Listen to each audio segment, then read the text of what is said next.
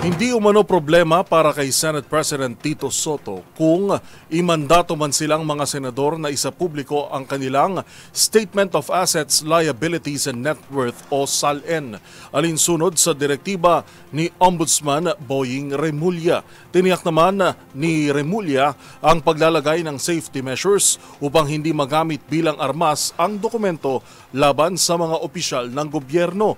Narito ang report ni Raymond Dadpaas. Nagpahayag ng kahandaan si Senate President Vicente Tito Soto III na buksan sa publiko ang kanyang Statement of Assets, Liabilities and Net Worth o SALN. Ayon kay Soto, nakagawian na sa Senado na inilalabas ang kanilang SALN dahil ginagawa na ito noong una pa siyang naging Senate President.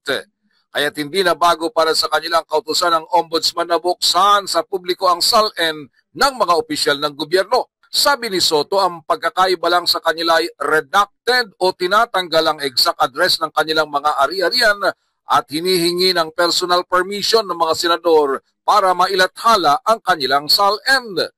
Sa kasalukuyang 20th Congress ay pag-uusapan pa ito sa isang caucus para kunin ang approval ng mga senador. Paniwanag naman ni Atty. Renato Bantug Jr. na siyang Senate Secretary, hindi na nila isinusumiti sa Office of the Ombudsman ang SALN ng mga senador.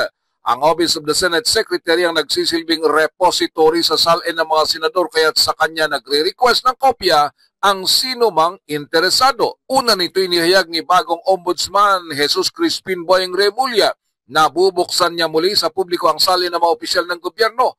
Kailangan lang linawin ng mga individual o grupo na humihingi ng kopya ng SALN kung saan nila ito gagamitin.